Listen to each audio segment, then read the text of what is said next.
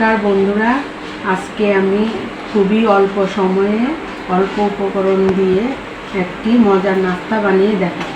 1 cup সুজি নিয়েছি। এখন দিয়ে দিব 1 চামচ বেসন। এখন দিয়ে দিব টক দই।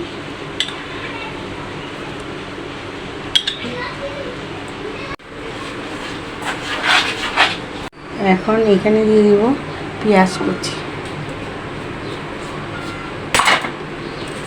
দিয়ে দিব কাঁচা লঙ্কা কুচি,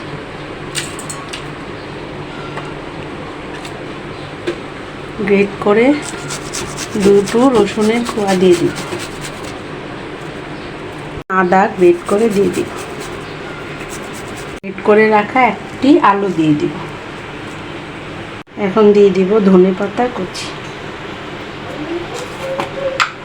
দিয়ে দিব অল্প পরিমাণ বেকিং পাউডার, পরিমাণ পানি দিয়ে দিব,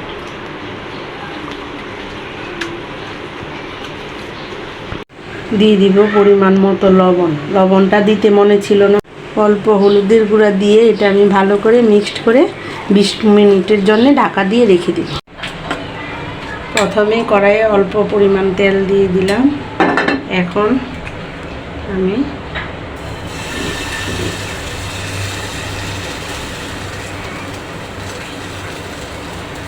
অনেক সময় সকালে উঠে আমাদের কিছুই করতে মন চায় না, তখন আপনারা এই নাস্তাটা বানিয়ে খাবেন বা বাচ্চাদের টিফিনেও দিতে পারবেন। এখন আমি ঢাকা দিয়ে ঢাকনা খুলে এখন এটা উল্টে দেবো। এখন বন্ধুরা কত সুন্দর ফুলেছে। এখন এটা আমি দেখেন বন্ধুরা হয়ে গেল। এখন এটা আমি নামিয়ে নেব। নাস্তাটি রেডি হয়ে গেল বন্ধুরা।